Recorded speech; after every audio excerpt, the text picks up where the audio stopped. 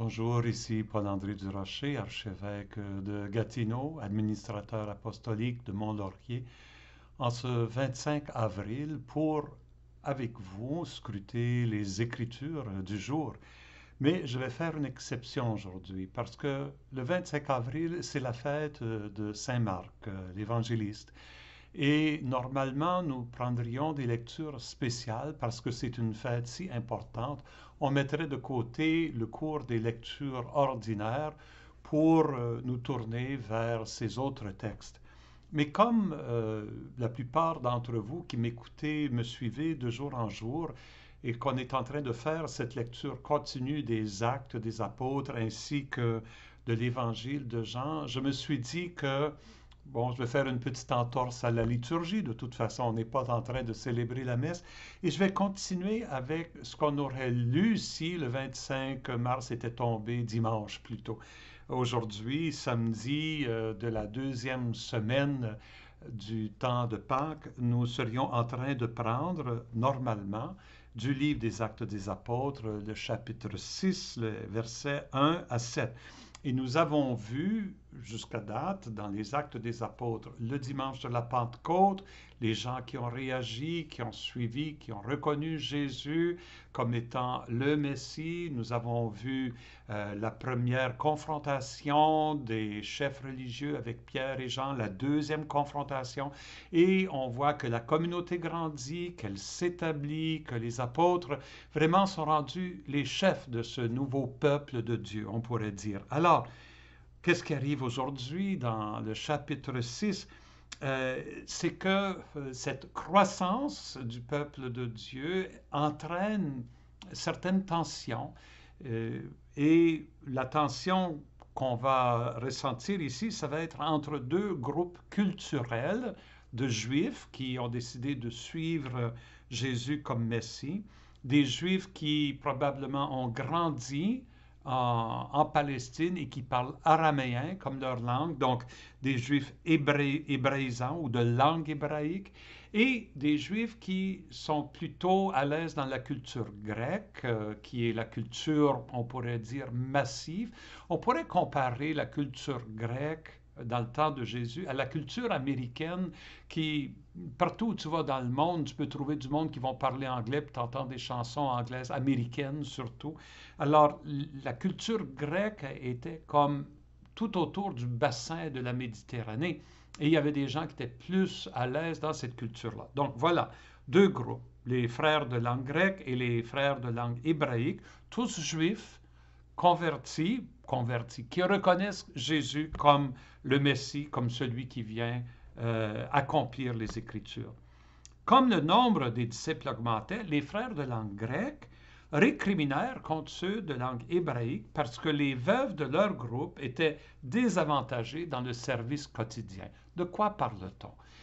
Dans la culture de l'époque, il y avait des gens qui étaient défavorisés économiquement, les, les veuves qui avaient perdu leur mari parce que c'était l'homme qui était le pourvoyeur, c'était l'homme qui était le chef de la famille. Donc la femme qui se retrouvait seule était en situation de pauvreté ou risquait beaucoup la pauvreté. Les enfants qui avaient perdu leurs parents, de même, donc les orphelins, et les gens qui n'avaient pas de résidence, qui étaient de passage, l'étranger. Et ça faisait partie de l'enseignement de l'Ancien Testament qu'il fallait s'occuper de ces gens-là, faire l'aumône, être attentif à eux. Même, il y a une phrase dans le livre du Deutéronome qui dit « Maudit soit la personne qui ne fait pas l'aumône à la veuve, à l'orphelin et à l'étranger ». Alors, dans la plupart des communautés juives en Israël à l'époque, chaque petite communauté organisait un service, une cuisine populaire pour venir en aide à ces gens-là. Donc, évidemment, la jeune communauté chrétienne décide de faire la même chose, d'organiser une petite cuisine communautaire. Pour une raison ou pour une autre, les gens qui sont de tradition plus grecque se sentent pas traités également avec les gens qui viennent de la tradition plus araméenne, hébraïque. Alors, il y a un conflit, une tension. Qu'est-ce que les 12 font? Les 12 convoquèrent alors l'ensemble des disciples. Bon, on peut pas, faut pas imaginer qu'ils ont convoqué, d'après les actes, il y aurait 9 000, au moins 10 000. Ils n'ont pas convoqué les 10 000 personnes, là. C'est une assemblée, on pourrait dire, délibérante, probablement des représentants. C'est très intéressant ici. Les apôtres ne décident pas de prendre la décision par eux-mêmes. Ils ouvrent, on voit déjà, c'est une église synodale, c'est une église de consultation.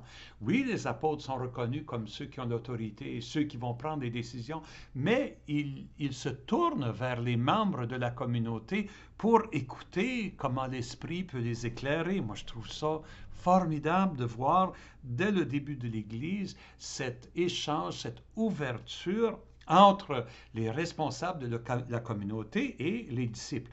En passant, quand on dit le nombre de disciples augmentait, c'est la première fois que le mot disciple, que Luc se sert du mot disciple pour désigner ceux et celles qui choisissent de suivre Jésus après la résurrection.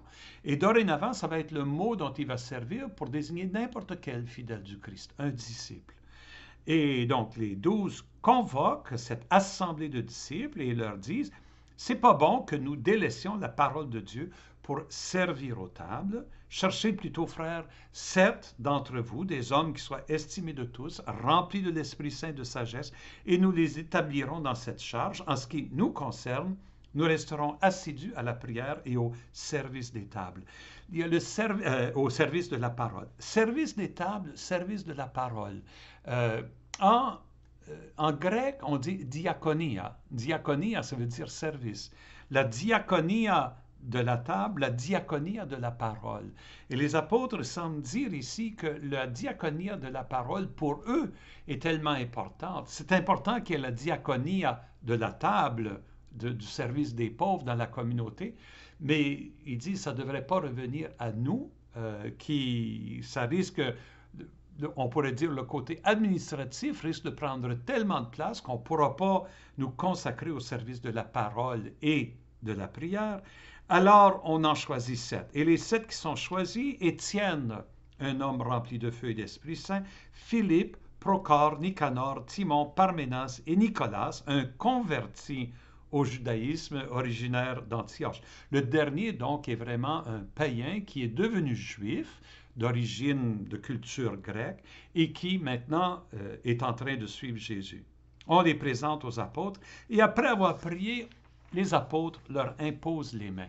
N'allons pas voir là-dedans une ordination. Souvent, les apôtres imposent les mains, soit pour, on pourrait dire, guérir un malade, soit dans le contexte du baptême pour donner l'esprit, ou ici, soit dans le contexte de reconnaître un ministère qui est confié à quelqu'un en particulier. C'est un signe d'un transfert de pouvoir. Hein? C'est ça ce que ça veut dire. Un pouvoir dans tous les sens du mot, le pouvoir de l'Esprit Saint. Et ce qu'ils veulent indiquer ici, c'est que ce pouvoir habilite ces 7 à prendre un rôle de leadership dans la communauté. Et c'est très intéressant, vous savez, dans la suite des actes, on va retrouver Étienne, on va retrouver Philippe, mais pas du tout en train de faire le service des tables, en train de faire le service de la parole. Étienne et Philippe, les deux vont prêcher, vont aller porter la parole de Jésus, vont aller proclamer la parole de Jésus. Donc, c'est intéressant de voir que le pouvoir qui leur est donné fait d'eux, on pourrait dire presque des hommes qui prennent le ministère des apôtres. Et de fait, Philippe est celui qui va prendre le ministère des apôtres et le porter à l'extérieur de Jérusalem et qui va le porter même à des non-juifs. Ce récit ici est vraiment une transition entre l'histoire de la jeune communauté à Jérusalem et le mouvement de cette communauté, le mouvement d'évangélisation qui va sortir de Jérusalem et aller à travers tout Israël, éventuellement à l'extérieur de Jérusalem et aller vers les non-juifs, vers les païens. C'est dans ce sens-là ce récit est important. C'est pas juste un problème technique, mais c'est on pourrait dire, l'Église qui s'adapte à une nouvelle situation, qui se réorganise en fonction d'une nouvelle situation. Donc, les apôtres prient sur eux, et la parole de Dieu, la conséquence, la parole de Dieu était féconde, ça veut dire pour Luc qu'elle porte du fruit, qu'il y a des nouveaux croyants qui se joignent à la communauté. Le nombre des disciples se multipliait fortement à Jérusalem. Une grande foule de prêtres juifs parvenait à l'obéissance de la foi. Bon, les prêtres, écoutez, il ne faut pas oublier, les prêtres juifs, c'est une caste familiale. On est prêtre de père en fils, hein? C'est la descendance d'Aaron. Et on juge qu'à l'époque, à Jérusalem, il y avait beaucoup d'hommes qui avaient le titre de prêtre, mais qui n'étaient pas employés à temps plein là, au temple. Même, il fallait faire un certain, on pourrait dire, un programme, de sorte que chacun irait au temple peut-être 2 semaines sur l'année longue pour officier en tant que prêtre. Le reste du temps, c'était des hommes qui travaillaient, comme tout le reste du monde, à gagner leur vie. Et alors, c'est clair que certains d'entre eux, comme le reste de la population, décident, en écoutant les apôtres, de suivre Jésus. Qu'est-ce qu'on peut retenir de ce texte-ci? D'abord, ce n'est pas le texte de l'institution du diaconat. Là. Il y en a peut-être qui disent, ben, c'est ça, là, c'est le texte du diaconat. Souvent, on le lit à l'ordination d'un diacre, mais de fait, ici, ce n'est pas l'institution, l'ordination à un nouvel ordre, comme si les 12 sont des évêques et puis ces 7 sont des diacres permanents. Il faut plutôt voir ça d'une façon moins structurée, mais comme une façon d'organiser l'Église. L'Église doit être organisée pour être capable d'avancer, pour être capable de survivre. Elle a besoin des éléments institutionnels. Et ces éléments institutionnels, à la fin du 1er siècle, s'étaient justement rendus des évêques, des prêtres, des diacres et d'autres ministères, catéchètes, enseignants, prophètes. On va voir Saint Paul, il parle de ces ministères reconnus à l'intérieur de la jeune Église. Je me dis aujourd'hui, comme Église, est-ce qu'on ne vit pas dans une situation différente? Même à l'intérieur du COVID, il faut apprendre à s'organiser peut-être, à répondre à l'esprit. Il y a peut-être des nouveaux ministères qui s'éveillent dans notre Église. Aujourd'hui, moi, je suis en train de faire ça, mais je me rends compte qu'il y a beaucoup de gens qui ramassent des petites communautés à l'Internet pour prier ensemble. C'est un nouveau ministère. On n'a pas imposé les mains sur personne, mais c'est l'Église qui se réorganise. Et nous-mêmes, nous réorganisons notre vie de foi en fonction de cette réalité qui est la nôtre. L'esprit est un esprit de créativité. L'esprit est un esprit de renouvellement. N'ayons pas peur de cet esprit, ni dans notre Église, ni dans notre vie personnelle. Alors, oui, nous avons un ajustement à faire et peut-être que ce que nous sommes en train de vivre devient une école pour l'Église face à l'avenir, pour toute la société d'ailleurs. Il va falloir se poser des questions sur nos priorités comme société en sortant de cette crise. Et la situation dans laquelle nous sommes maintenant nous permet peut-être de réévaluer nos priorités sociales. Soyons ouverts au souffle de l'Esprit. L'Évangile de Saint Jean, chapitre 6. Hier, nous avons lu l'histoire de la multiplication des pains et j'ai parlé de comment Jean, dans son récit, lui, de cette multiplication, il fait ressortir les liens entre la Pâque, Moïse et Jésus comme étant le Christ. Les gens disent « Ah, il est le grand prophète, il est le Messie », mais leur vision du Messie, c'est une vision purement, on pourrait dire, temporelle, politique. Ils ne saisissent pas la profondeur de l'identité de Jésus. Nous allons maintenant lire un autre récit. On a vu hier, ça finissait avec Jésus qui monte la montagne. Les apôtres sont comme laissés seuls. La foule, j'imagine, se disperse. Que vont faire les apôtres? Nous continuons la lecture, chapitre 6, versets 16 à 21. Alors, le soir venu, les disciples de Jésus descendent jusqu'à la mer. Ils sont venus, vous vous rappelez, ils sont venus de l'autre côté de la mer de Capharnaüm sont venus vers Tibériade. Là, ils redescendent, ils s'embarquent pour gagner Capharnaüm sur l'autre rive. Jésus est monté dans la montagne, eux, ils redescendent. Ils doivent se poser des questions face à ce qui doit être, ce qui a été vécu. Qu'est-ce qu'ils vont faire? C'était déjà les ténèbres. Encore là, Saint Jean, dans son évangile, le sens des ténèbres, l'obscurité, l'ignorance, les puissances du mal. C'est tout ça, là. Est-ce que le doute s'est emparé du cœur des apôtres ou est-ce que c'est simplement leur ignorance? Et Jésus n'avait pas encore rejoint les disciples. Donc c'est la solitude, ce sont les ténèbres, c'est la solitude et c'est la mer. Et pour les Juifs, la mer représente le danger. La mer est chaotique, le vent peut s'élever n'importe quand et causer un naufrage. C'est le danger et ça représente le mal qui vient gruger le monde. C'est tout ça qui est là-dedans. Donc les apôtres, vous voyez, Jean, la façon qu'il fait ressortir ça, c'est comme les apôtres sont dans un état d'esprit. Jésus n'est plus avec eux. Ils s'en retournent, c'est la nuit, c'est les ténèbres. Ils sont seuls dans leur barque. Et de fait, un grand vent soufflait et la mer était agitée. Dans le milieu de cette situation pénible, qu'est-ce qui arrive? Les disciples avaient ramé sur une distance de 25 ou 30 stades, 5 kilomètres. 5 kilomètres qu'ils ont avancé.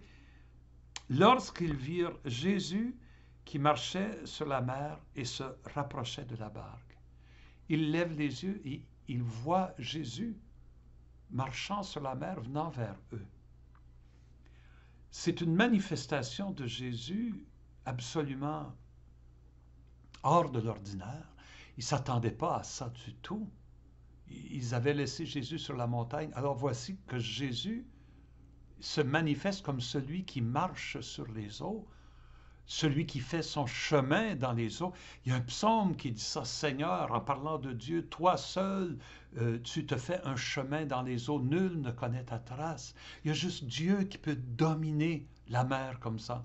Seulement Dieu qui a cette puissance-là de maîtriser les puissances du chaos. Et là, ils sont pris de peur, de la peur, le genre de peur qu'on a devant une manifestation de Dieu. C'est vraiment ça. On peut dire cet épisode que les autres apôtres, les autres évangélistes racontent aussi, mais Jean, sa façon de le raconter, il fait ressortir comment Jésus se manifeste comme vraiment, au moins, l'égal de Dieu, l'envoyé de Dieu. Et qu'est-ce qu'il leur dit? C'est moi. C'est moi. On a vu avant Pâques comment Jésus, quand il disait ces mots-là, c'est moi, ego eimi, il faisait un écho du nom que Dieu s'était donné à Moïse. Et pensons, là, on a vu dans la multiplication des points les liens qu'il y a avec Moïse et la manne. Et ici, on pourrait dire, c'est Moïse devant le buisson ardent qui entend Dieu dire, tu iras à Pharaon et quand il te demandera qui t'envoie, tu diras, c'est moi, m'envoie.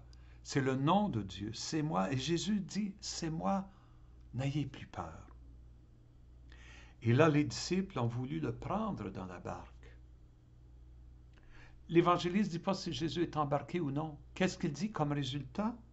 La barque, aussitôt, touche terre, là où il se rendait. Est-ce qu'il était déjà proche de la côte, du lieu où il se rendait, puis il ne s'en rendait pas compte? Ou est-ce que d'une façon mystérieuse, il passe de cette mer agitée à la terre ferme? Ils voulaient accueillir Jésus dans leur barque. Hein? Et ils voulaient le prendre, mais le prendre ici a un sens d'accueil. Ils voulaient l'accueillir. C'est comme accueillir Jésus comme celui qui se révèle comme Dieu, croire en lui finalement. Moi, je me dis que ce texte, il est comme l'écho de la transfiguration de Jésus. Dans les évangiles de Matthieu, Marc et Luc, on raconte la transfiguration de Jésus sur le mont Tabor, là où il voit la gloire de Dieu se manifester. Jean ne raconte pas de transfiguration. Mais peut-être c'est ça la transfiguration dans Jean. Jésus manifeste son identité profonde et les apôtres veulent le prendre avec lui. Et ils l'accueillent. C'est un acte de foi finalement. Et cet acte de foi les libère du chaos de la mer, les libère de la puissance du mal et des ténèbres. Et là, ils arrivent, ils touchent terre, là où ils se rendaient. C'est à cause de Jésus qu'ils sont capables de se retrouver sur du solide, qui sont capables de vivre libres encore. Et d'après moi aussi, il y a des échos clairs ici à la traversée de la mer Rouge. Moïse qui dirige le peuple à travers la mer pour se rendre de l'autre côté, vers la liberté, pour se sauver des Égyptiens et de l'esclavage. Il y a un écho ici aussi de Jésus qui leur permet de traverser cette mer qui les menace et de connaître la solidité de la terre ferme. Vous voyez ici, dans ce récit, donc, il y a beaucoup qui jouent. C'est Jésus qui se manifeste dans son identité profonde comme étant vraiment la présence de Dieu au cœur du monde, en marchant sur la mer, en maîtrisant la mer. C'est une transfiguration, on pourrait dire, pour eux, qui répondent par un acte de foi. Et c'est aussi la traversée de la mer Rouge. C'est le nouveau Moïse qui permet de traverser les puissances de la mort. Dans le contexte de la Pâque, qui avait été nommé au début du récit d'hier, de la multiplication des pains, tout ça se tient. Alors cet évangile n'est pas juste le récit d'un miracle, mais ça nous invite à reconnaître qui est ce Jésus qui nous fait traverser cette mer rouge-là, cette mer dangereuse. La mer que nous vivons maintenant, cette mer dangereuse, ce temps de la crise, du COVID-19, de l'isolement, on ne sait pas où on s'en va, comment on va arriver à la terre ferme. Jésus est celui qui va nous mener à travers. C'est en l'accueillant dans notre barque qu'on va être capable de passer cette épreuve. Accueillons-le, reconnaissons-le comme celui qui est vraiment la présence de Dieu dans nos vies. Accueillons-le, soyons nourris de sa parole, comme je l'ai dit hier, et nous connaîtrons l'arrivée à bon port. J'en suis certain. Et l'Esprit qui souffle à travers de tout ça, qui nous invite à être ouverts à des chemins neufs, à une présence renouvelée du Seigneur, c'est ce que je vous souhaite, en vous bénissant au nom du Père, du Fils et du Saint-Esprit. Amen.